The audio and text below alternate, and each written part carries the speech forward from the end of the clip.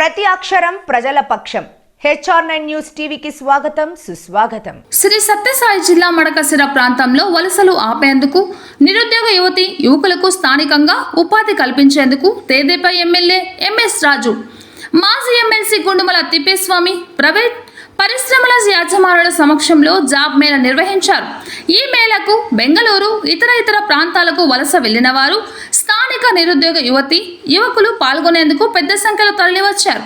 సమావేశంలో ఓ ప్రైవేట్ సంస్థ మేనేజర్ మాట్లాడుతూ, మడకసిరాలో 5 సంవత్సరాల క్రితం పరిశ్రమ నిర్మాణం పూర్తి ప్రారంభానికి సిద్ధంగా ఉన్న పరిశ్రమను ప్రారంభించనివ్వకుండా అప్పటి ప్రభుత్వ ప్రతినిధులు, అధికారులు ప్రలోభాలకు గురి చేశారు.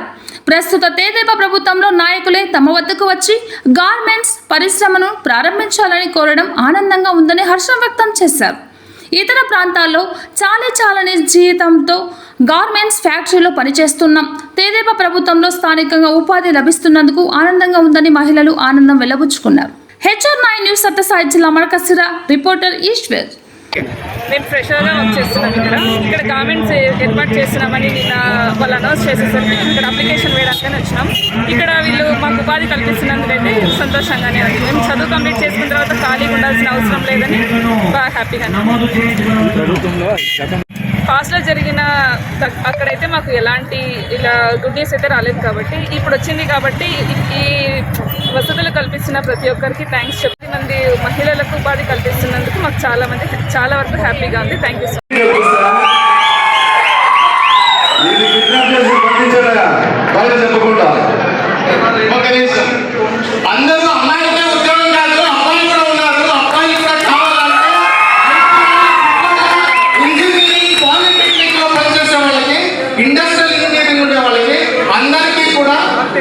ఇప్పుడైతే కియా పరిశ్రమ ఉందో అలాంటి 2 పరిశ్రమలకు వచ్చే అవకాశం ఉంది. చెక్ పోస్ట్ లో ఏదైతే ఉందో నేను కాన్స్టిట్యున్సీస్ కాదు, మాకు జిల్లా మాత్రమే మాకు చాలా ముఖ్యం.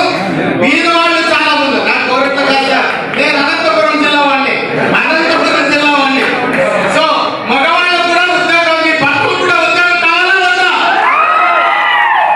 ఇది నిజంగా దైవ సంకల్పం అనుకుంటా. నేను తిప్పేసామన్న పొద్దున మాట్లాడుకున్నాము. ఏదో రకంగా కుమారస్వామి గారిని కలిసి ఏదో ఒక కంపెనీని పట్టుకొచ్చుకుందామన్నాము. ఇప్పుడు అన్న చెప్పినాడు 2-3 గంటలకే మాకు రిజల్ట్ వచ్చింది. నిజంగా దైవ సంకల్పం అనుకుంటా ఉన్నా.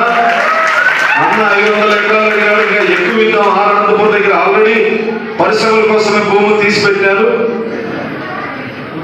13 మంది ఎమ్మెల్యేల గురించి నాకు తెలియదు. నువ్వు ఎప్పుడు పిలిస్తే అప్పుడు వస్తా.